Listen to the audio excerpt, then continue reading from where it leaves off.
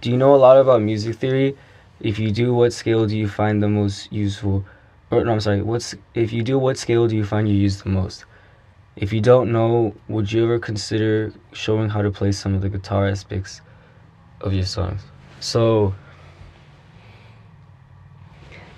okay, so music theory. I mean, music theory is really, at least what I think it is. When I think of music theory, I just think of language and terms and like science that you can attach to, music in the way so that you can like understand it in a way that's scientific and not intuitive.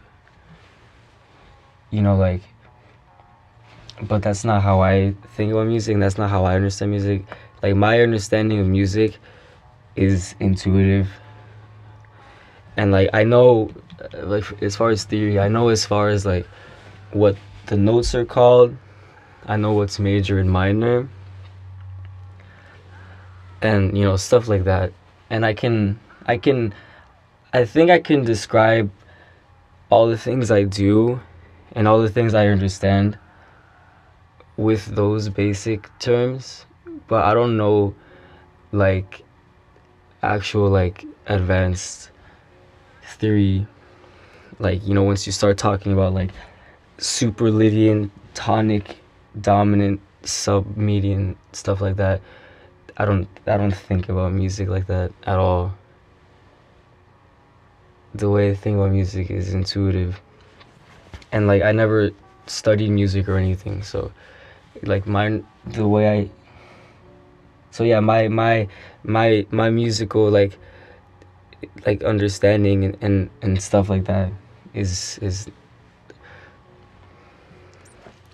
I don't know how to like answer that question. Like, do I know a lot about music theory? I guess like if knowing about music theory is like means to know all these like terms and like the science behind like you know you know like harmony and like how like and like function in like Western music, then no, I don't think so.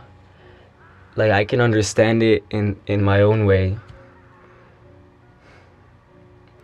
but I wouldn't be able to like tell you all this stuff about like super Locrian like 5/4 subdivision over the tonic 5 D half diminished like Phrygian scale.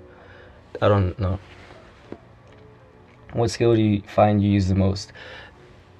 I use the minor scale.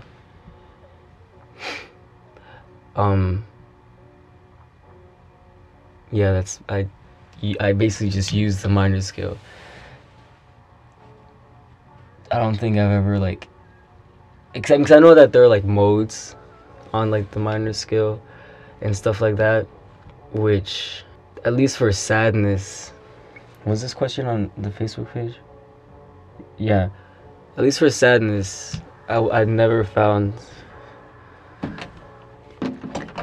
any inclination to use like Dorian characteristics, which by that I mean is like if I'm playing in like if I have a song in F minor, I use like a D instead of a C sharp, which because I mean that just like for example that just gives off a sound that I'm not looking for, and plus I don't think about. Okay, I guess to answer your question, because I feel like you know about theory, so you probably like asking for like a theory analysis from me, which I could do if people are interested. I could like break down my understanding of like the music that I make and stuff. But like the way I think about it, everything. The basic, at least in my music, it's minor. All the songs are in minor. You might hear that some songs have like major sections, I guess, but really I think major and minor are the same. I think of everything that's in major, at least in what I write, But in general, I tend to think of everything that's in major relating to the minor center, like the minor home. And so everything else, um, like all these different like Phrygian and like Locrian modes and stuff like that, I see that as like a deviation from the basic minor scale. And because like you don't always just completely straightforward to the minor scale. You can do anything you want outside of it as well. But I think trying to create something that's strictly in some non-major or minor key is like, that's that I think that's just like trying too hard, and you're thinking too hard about like, oh, I'm trying to use a different scale. I think like scales are more important, like different scales and different like interesting scales are more important for like like melody, as opposed to like um the general composition. And especially when it comes to sadness, because the melodic and harmonic style in sadness is not, so it's not trying to, and it's not supposed to be like exotic, and it's not supposed to like challenge your your musical palette or anything. It's not supposed to sound like interesting and complex. It's just supposed to sound emotional in a way that I think is pretty, which is generally like just like a basic minor scale and things like that. But yes, I use the minor scale a lot. And so would you ever consider showing how to play some of the guitar aspects? Yes, and I said this in the last video, but if there is any song in particular that anyone is interested in watching me play, like a playthrough of the song or something like that, then just let me know, because I would love to do that. I'd love to like, I think it'd be cool to like, play like the songs and like show you how I play the guitar and stuff like that. Do you have any problems with addictions? No, I don't do drugs. I don't drink. I don't smoke cigarettes or anything like that. I guess if you're really curious, there was a time when I did like do drugs. This was a long time ago, but I stopped, and I don't like drugs. What are your favorite bands of all your life? What music are you into now? All right, so right now, okay. This is, this is like the open-ended question that people always ask, that is really hard to answer. I don't know anyone who, like, if you ask them what music you listen to, they can actually tell you, oh, I listen to this. I like a lot of stuff. I've listened to a lot of music in my life, and I still listen to almost everything I've ever enjoyed at some point. I guess like music that I've been getting more into now than I did before. I don't know, but right now I like listening to, well, I have all of my songs like on my library. I mean, not all of them obviously, but like I have a lot of songs that I like, and I like to shuffle through them a lot. And that can range from so many different like genres and like and like eras in my life. But I really like right now, what's really relevant in my music taste is like noise rock. I like noise rock. So stuff like Uboa and White Suns and things like that. I like that kind of stuff. Like that. I guess like that's like the first thing that came to my mind, is because I've been listening to. I like a lot of like really chaotic and intense music. That's like noisy and grindy, and just really like emotional. I don't want to go any more into that question because I would take a long time. But yes, there's a lot of, I don't know how to answer that. There's so much music that I like. But yeah, the first thing that came to mind is because like that's like one of like the big things I really, really like right now is like noise rock and stuff like that. But then what are your favorite bands of all time?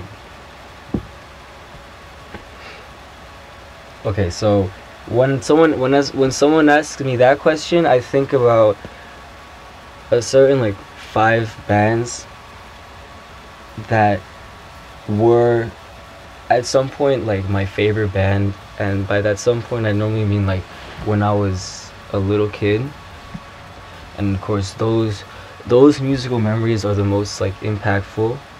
So even if I don't really listen to them that much now, they still were like, I still always at some point consider them as like my favorite bands, just because of like they were very like important when I was a kid.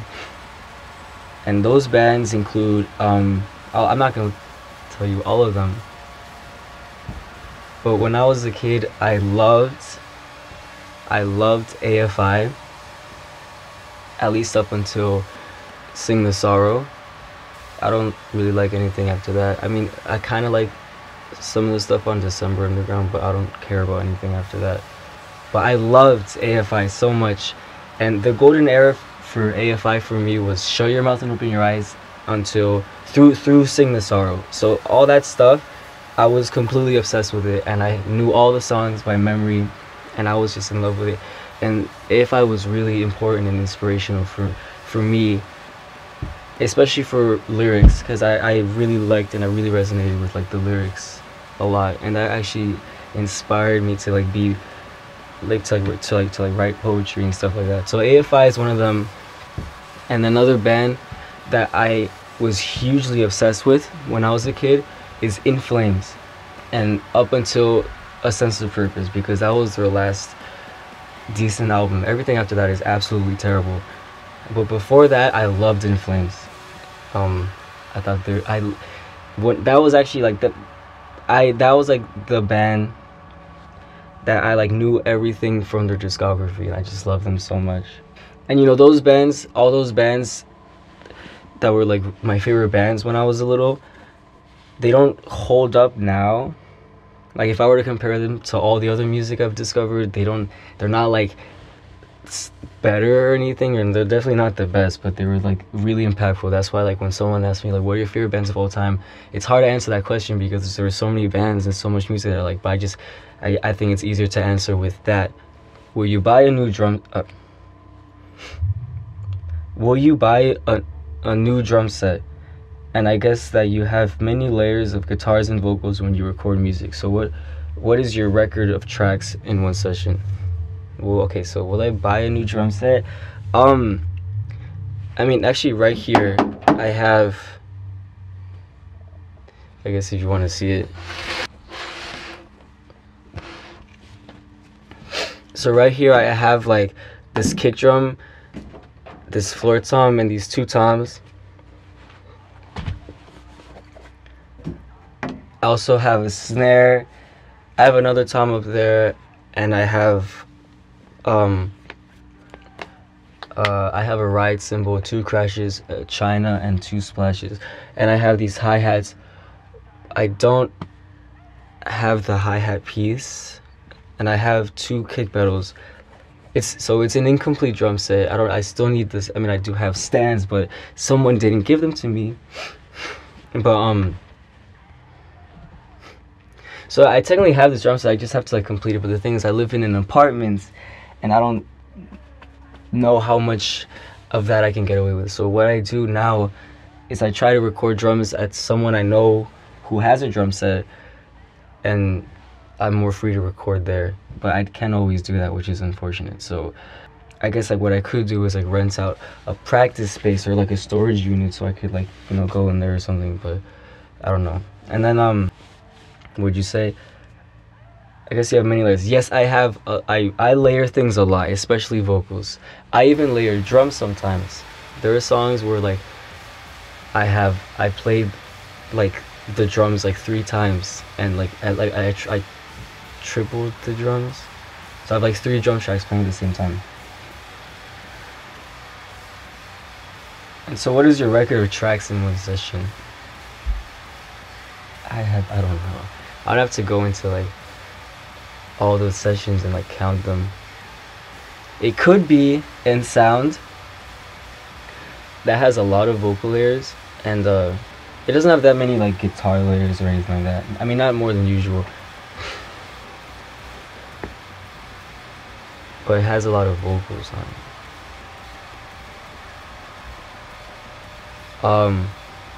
The song, you don't know what I'm talking about because I haven't released it yet, but there's a song called I Want to Be With You, and that song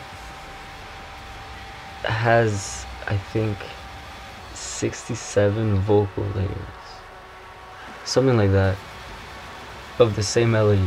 And I like to do that a lot. Normally I only record like from 10 to 20 line, but there are a few songs where I went up to like 50. And I think on that song, I Want to Be With You, my plan was to go up to 90 or something. So that shows that I still haven't finished it.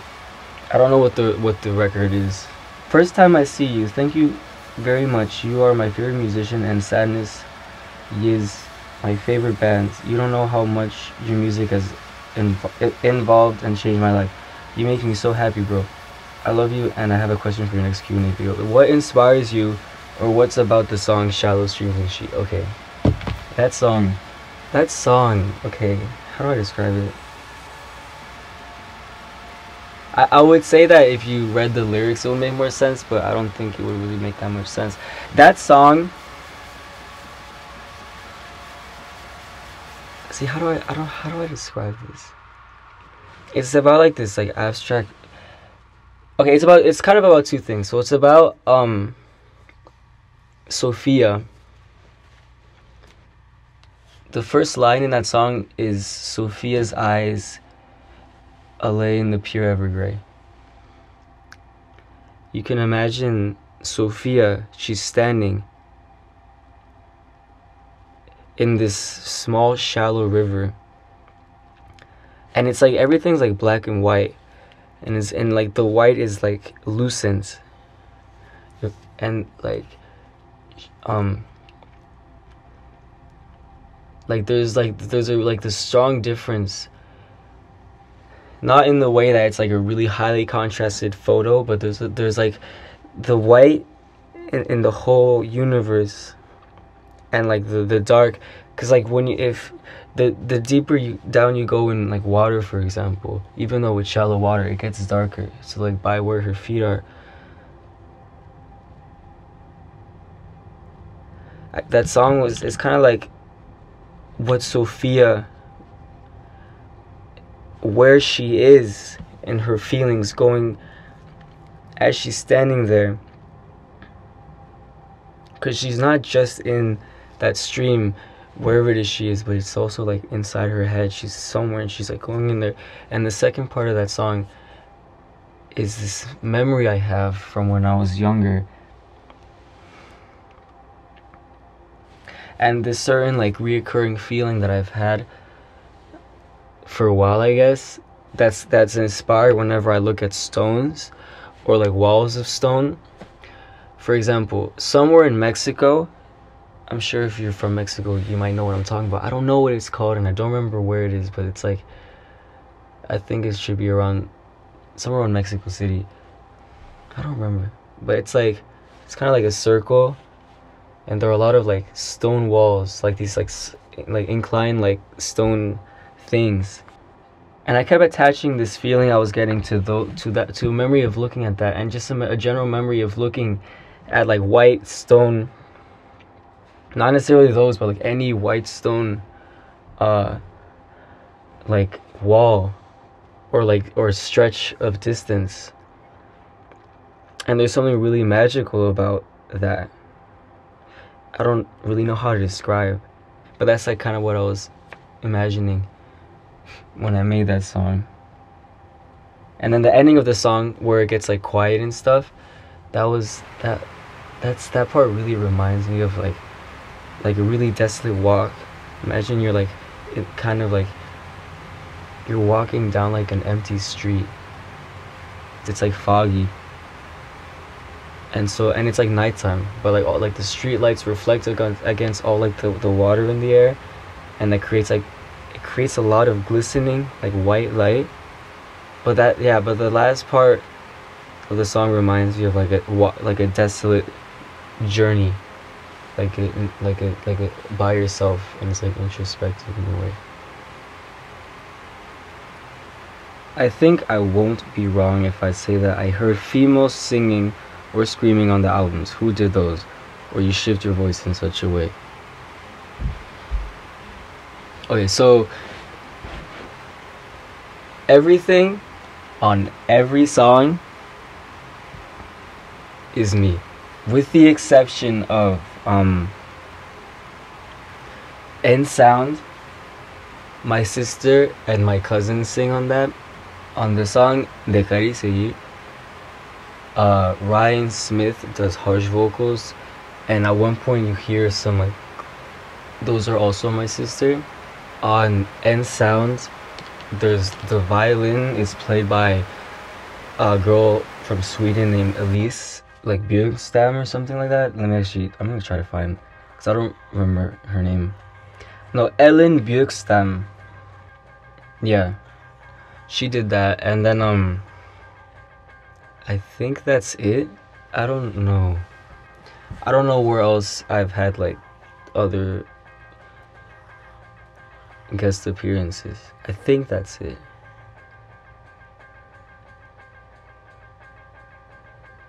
Yeah, that's definitely it. You mentioned dreams inspire you. Did it happen you dreamed an actual melody, or you could use in your songs? I used to dream melodies I'd never heard before, but I forget them really fast. Okay, this I like this. This is interesting because it has, okay. Okay, so this, okay.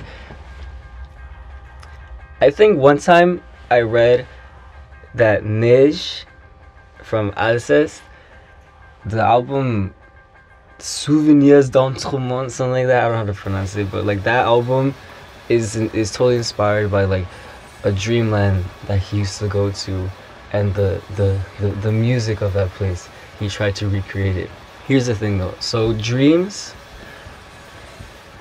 yes, I have oftentimes heard music in my dreams, and like I don't mean like songs that exist in this world. I'm talking about like music in the dream. And sometimes that music, it's the thing that's hard about translating that music is that music is really something else. A lot of times it's like this magic that you literally cannot translate. Sometimes that music is just like this single straight orange vibration, and the best I could do is tell you that,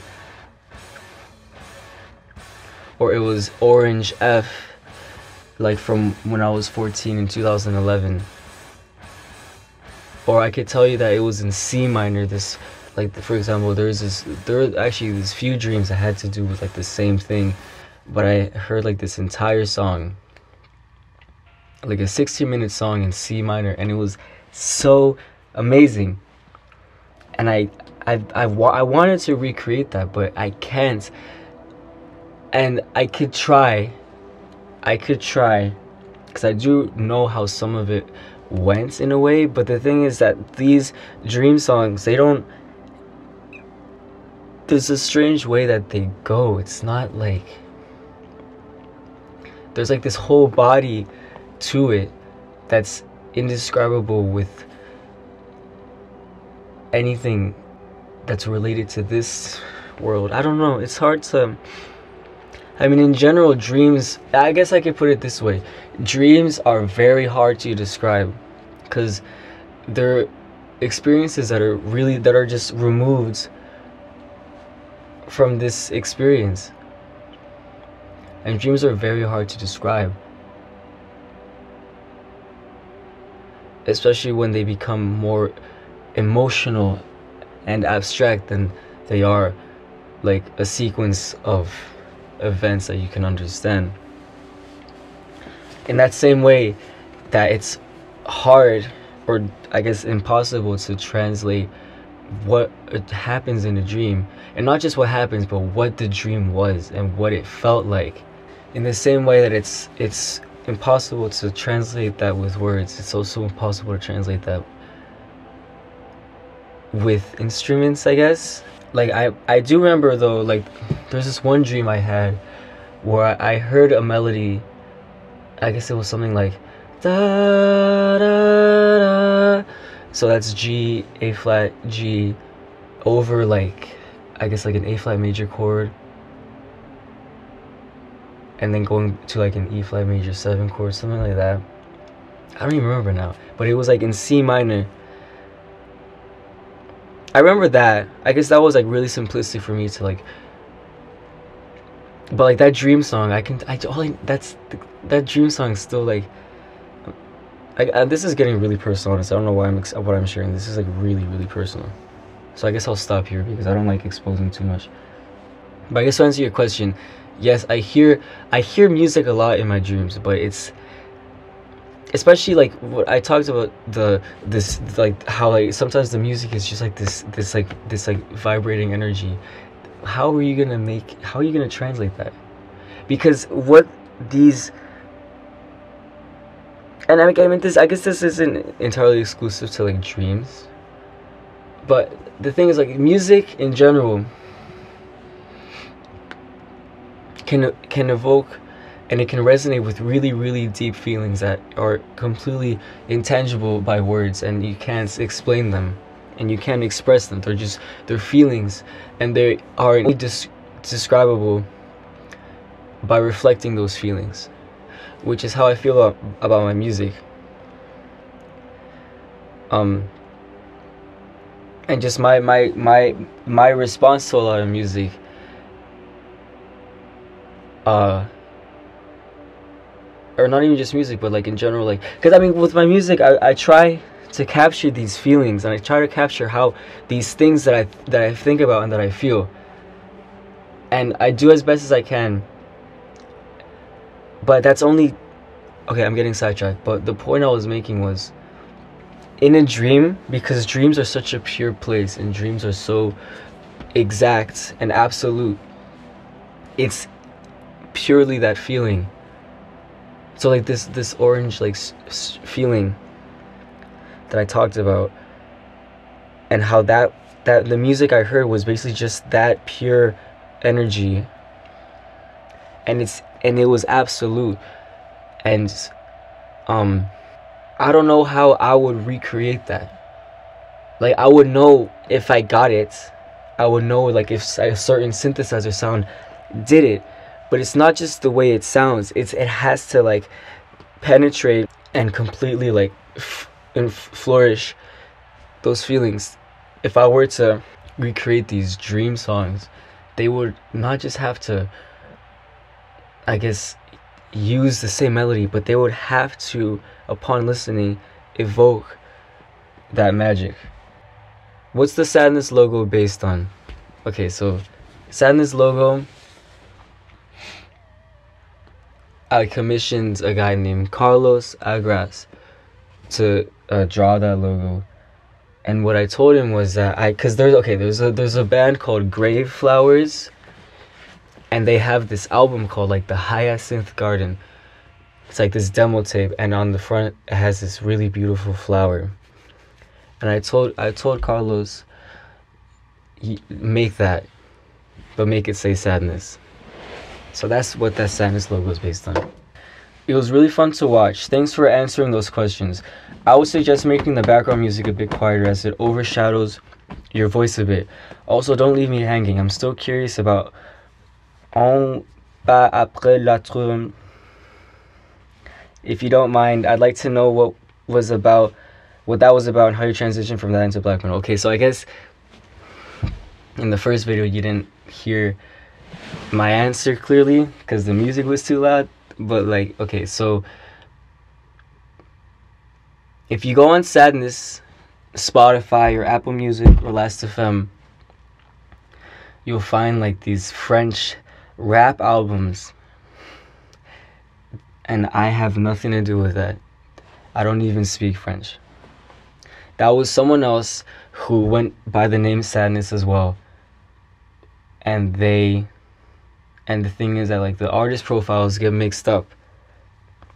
Like Apple Music and Spotify and Last.fm, they don't separate.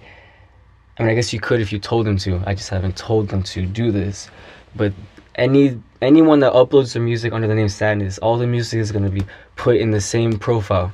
That's why you see that there's that Sadness, and then there's me Sadness, and then there's a Sadness that like did a cover of someone that I used to know.